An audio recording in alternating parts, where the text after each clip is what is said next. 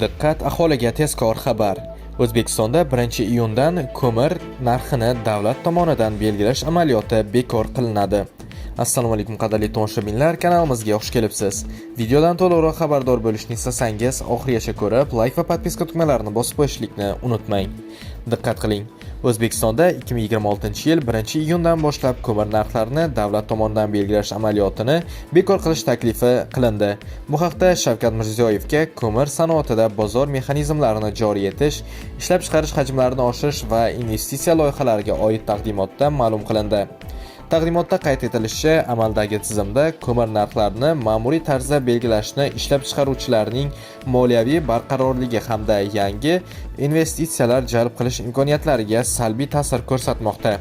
Shu munosabat bilan ko'mirni davlat tomonidan tartibda solingan ijtimoiy ahamiyatli strategik tovarlar ro'yxatidan chiqarish taklif qilindi.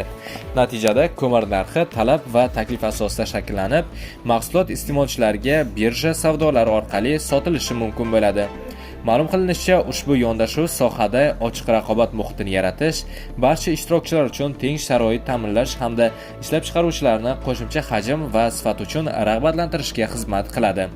Shuningdek, issiqlik elektr stansiyalari va yirik iste'molchilar ko'mirni taklif so'rovi tartibi asosida hisobot davridagi o'rtacha birja narxlarda xarid qilishi mumkin bo'ladi. Do'stlar, shu va shunga o'xshash videolardan to'liqroq xabardor bo'lishni istasangiz, kanalimizga obuna bo'lib, bizni kuzatishda davom eting.